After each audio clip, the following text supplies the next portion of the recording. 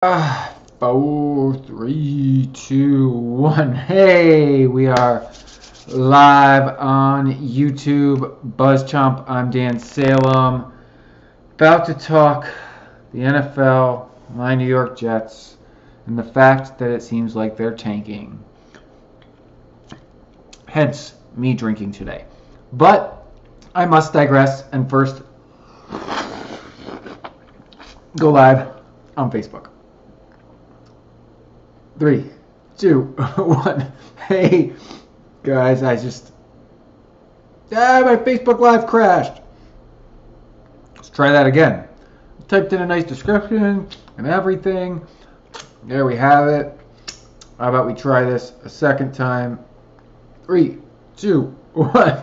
Are we live now? I spilled my beer. Hey, I'm Dan Salem. Spilling my beer as we drink to the end of the New York Jets 2017 season, and we discuss NFL tanking. All right, I'm Dan Salem. I'm live on YouTube, BuzzChomp channel. I'm live on Facebook mentions at the Dan Salem. I'm going to tweet from my personal account at the Dan Salem, and then I'm going to retweet it on BuzzChomp with 3 Z's on the Twitter and share this NFL tanking discussion, debate, action, and RIP New York Jets 2017. Okay. First, I must hit tweet on the Twitter, and that has been tweeted. And now I will go and hit the aforementioned retweet, and we hit the tweet and the retweet. Oh, and you gotta hit the likes. Give me the likes. Gotta love the likes, right? Okay. Close. So, first and foremost, I'm a Jets fan. It's not a secret. And there was talk earlier this offseason, as I continue to clean up my beer, because it spilled, because I drank it too fast. As there was talk of the Jets tanking the 2017. Suck for Sam. Die for Darnold. The USC quarterback Sam Darnold. Pronouncing that correctly. Potential number 1 pick in the draft. Will the Jets go after him? Blah, blah, blah.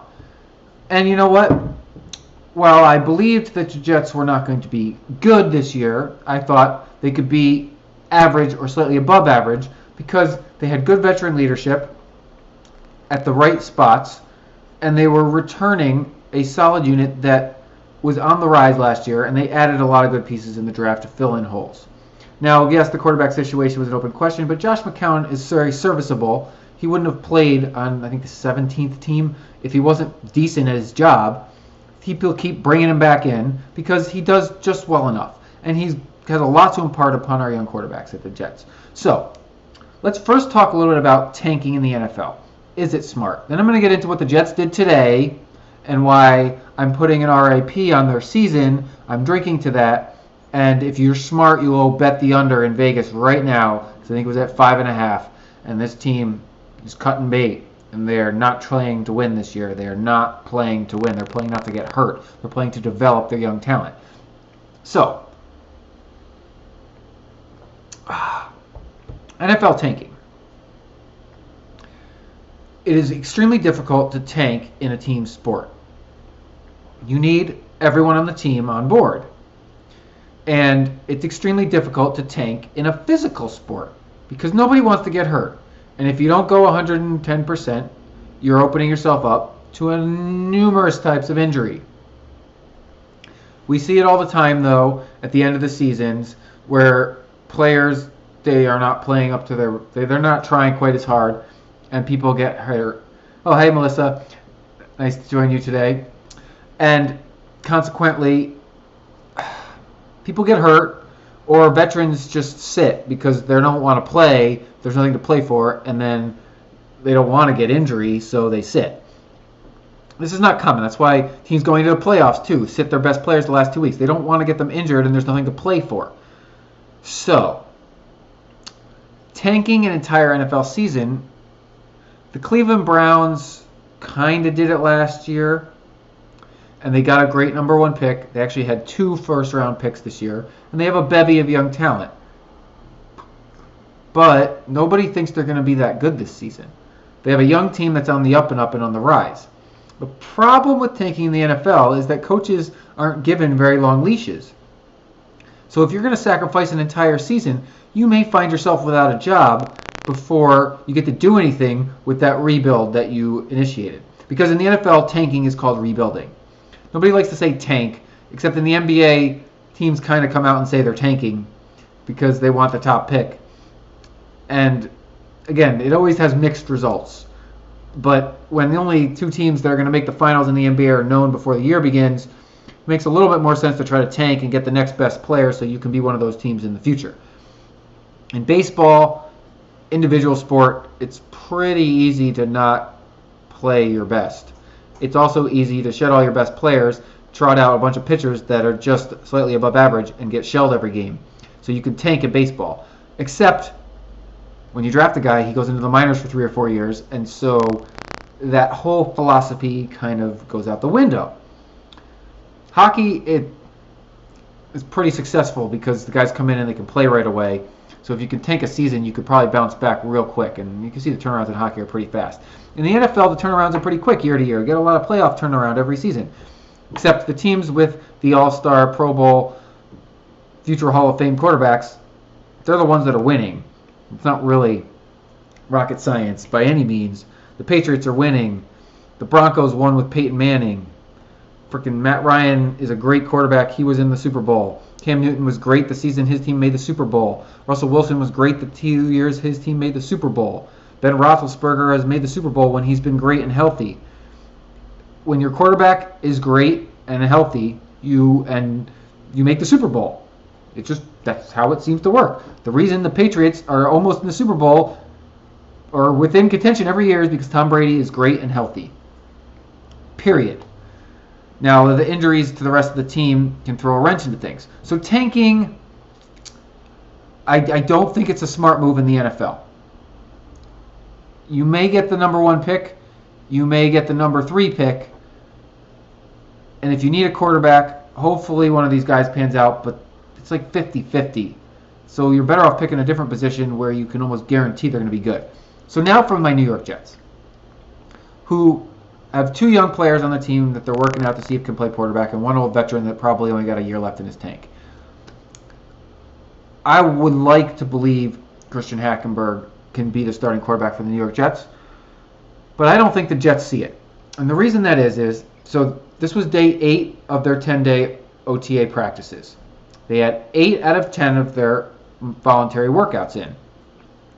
And on day 8, they cut Damien Harris, their 10-year veteran, the quarterback of their defense, linebacker, and they're about to cut or trade Eric Decker, the best wide receiver on the team, someone that would have led the offense in receptions and touchdowns and definitely helped train all the young Jets wide receivers who are amazing. Both of those players are gone. Now, yes, the Jets save almost $14 million, and the quotes are, if you're going to be bad, you might as well be cheap and bad and not expensive and bad. But honestly, with those 2 players, the Jets are at least 2 wins better. Without them, they are 2 wins worse. Which makes me think, after watching their team for 8 out of 10 days, New York decided, we are not very good, and let's be as bad as possible. So they got rid of their 2 best veteran players. They happen to also be the most expensive, but it's not hard to see why Eric Decker would be the best player on offense. Yes, he's coming off an injury. He was great the year before. Now, if they're going to trade him, they should get a haul, and so that's smart if they can trade him. But if they're just going to cut him, you're just letting him go. Now, yes, New York has a ton of wide receivers, and they drafted 2 more. So you can only carry so many receivers, and I understand you want to carry the young guys. So maybe, devil's advocate, they saw enough out of all of their receivers at camp that they want to keep a lot of them and that Decker can go, and it saves them money. Except that Robbie Anderson, who's one of my favorite Jet receivers, is facing a criminal charge for violently resisting arrest. I know I hope that gets dropped. It sounds ridiculous, but the chances are it's going to cause problems for him this year. So Eric Decker's great in the community. I got to believe he's good in the locker room. I mean, he's a veteran receiver that has had success. He would teach our young receivers. Now that's gone. Josh McCown, you have just been signed up to teach everybody because the quarterback of the defense, Harris, gone. Who's going to teach the young linebackers on the Jets? That was another position that was being developed. Now, yes, we brought in Demario Davis, correct? Yes, from Cleveland with the trade of Pryor. So, yes, he's good. He's a former Jet. He's a veteran, and he's much cheaper. But he doesn't know Todd system. He hasn't been playing in it. I got to say, it's not a good day to be a Jets fan because while I saw potential in this team building off a 5-11 year to actually approach 8-8 and be fun to watch because they had a good core on both sides of the ball that they build around, and you just need the young guys to step up. If they fall back, obviously the team falls back. But getting rid of the quarterback of the defense and the leading receiver on offense, that just takes away 2 wins. So instead of being 7-9, 8-8, this is like a 3-13 team. That sucks. I got free NFL Sunday ticket this year because we moved to a new apartment, and now I'm going to watch my team suck? That sucks. I need a new team to root for. Maybe the LA Chargers. Maybe they'll be good with Phillip Rivers because the Jets are going to suck. Now, yes, they could surprise everybody just as well. Everyone thought they were going to be bad anyways. But now I'm getting that the coaches think they're bad. So let's save some money. Or at least the owner thinks they're really bad. So let's save some money. Damon Harris had 1 year left on his deal. He would have been a great asset to this team for the one season. He wasn't going to be taking reps away from anybody.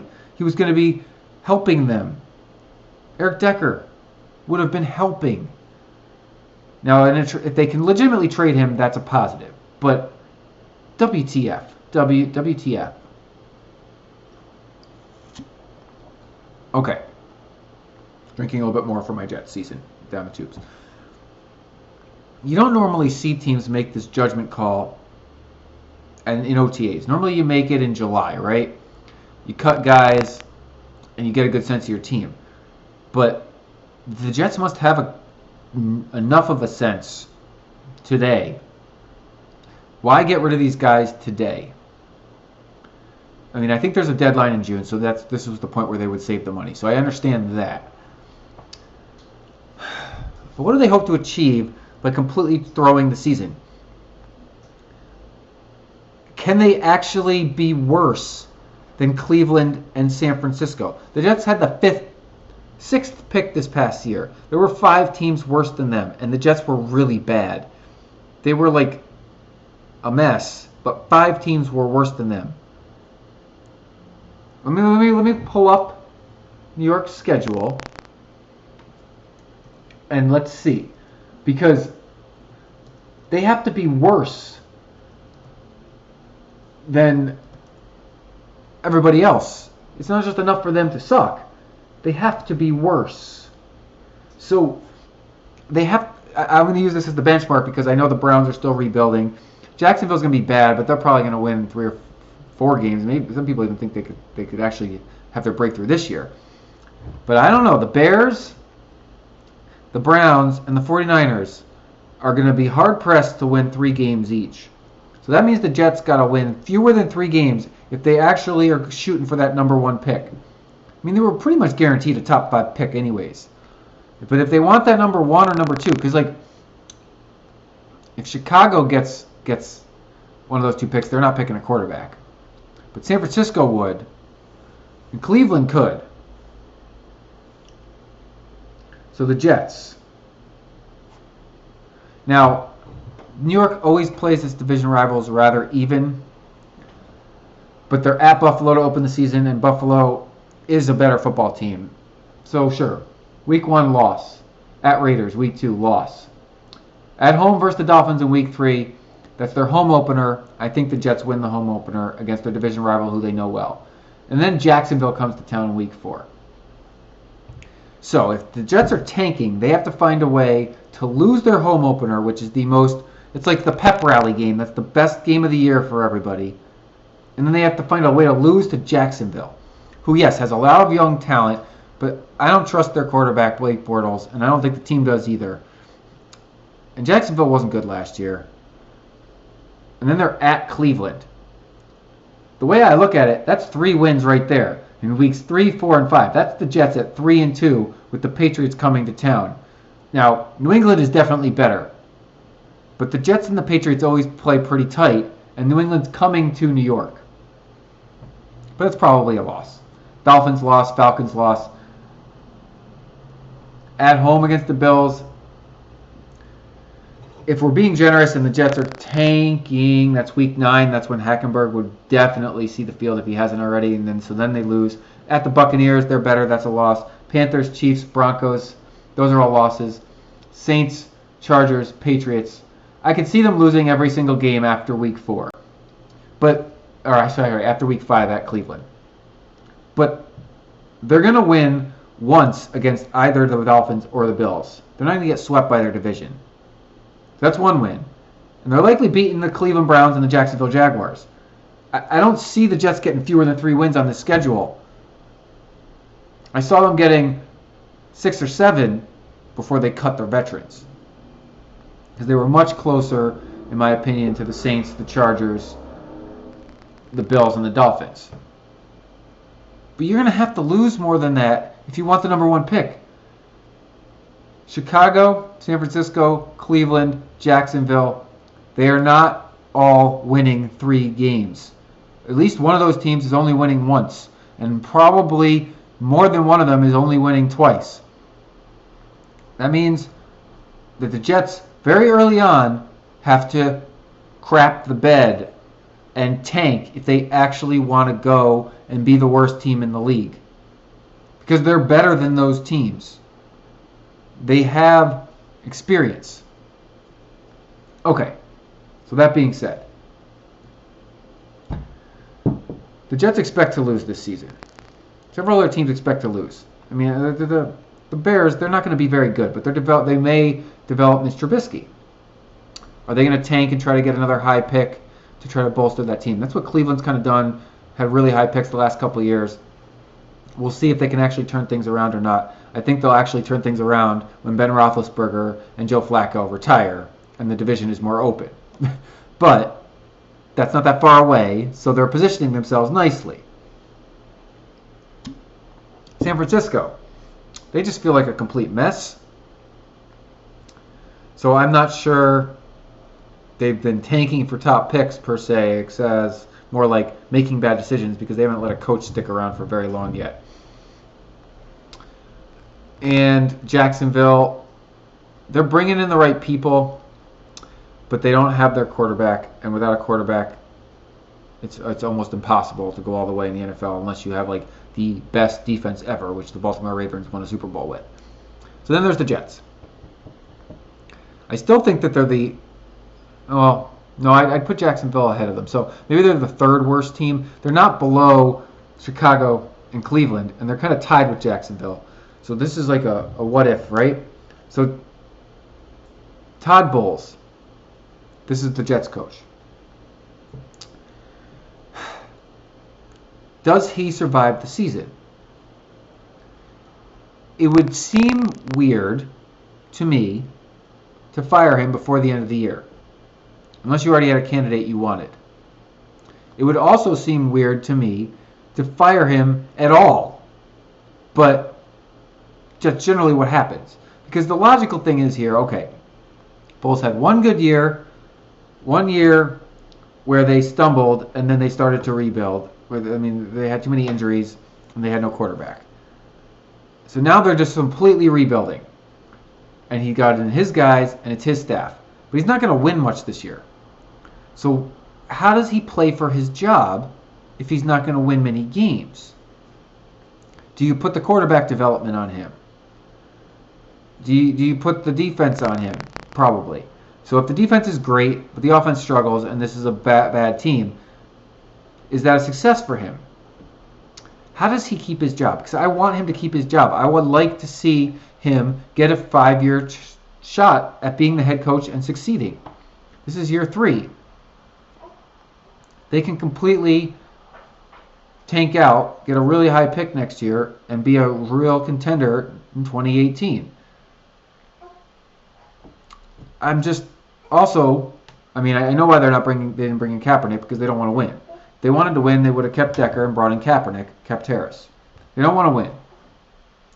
What do you do when your football team doesn't want to win? I still want to watch them. It's my favorite sport. This stinks. I picked the over on the Jets. I got to reverse my pick. They're going under 5.5. Like I said, I see 3 victories on that schedule. I'm going to watch the other games, but I'm probably going to start rooting for a different team. I'm not rooting for the Patriots, and I'm not rooting for the Giants. But if you have suggestions, the LA Rams, the LA Chargers are good options here since I live in Los Angeles. Send them my way. Questions, comments before I make a couple of other sports-related commentary and wrap things up for the evening. Drinking away my sorrows as the season ends well before it begins. You might say that was always the case. But I didn't need to see the team throw in the towel on their own. I could just let it happen naturally. The NBA Finals, 2-0 Golden State. The narrative seems too perfect. A lot of people are saying, oh yeah, Golden State sweep, that's the narrative. I kind of think the narrative of now Cleveland's going to blow them out at home is better. And then it's actually competitive as a series, but every game's kind of shitty because every game's blowout. That stinks. That stinks. Yankees Red Sox on tonight. Oh yeah, my Bronx Bombers still leading the charge. Aaron Judge heading the voting for All-Star ballots, heading the voting for MVP. Awesome, awesome sauce. All right, so if your NFL team is tanking, send me a note on Twitter or on Facebook at the Dan Salem, both places, and I will discuss your team next week perhaps. At least I will send my condolences. I'm Dan Salem. I'm live on Facebook at the Dan Salem Facebook mentions. Over on YouTube, BuzzChomp channel, BuzzChomp Chomp on Twitter. On BuzzChomp, we are doing some Game of Thrones theories, month away. How all of our favorite characters can end up on the Iron Throne. So check that out. We did Jon Snow today because he's our favorite. We started with him. And we're going to move through 5 other people before the new 7th season starts. It's great. Game of Thrones is great. It's better than the Jets are going to be. Oh, yeah.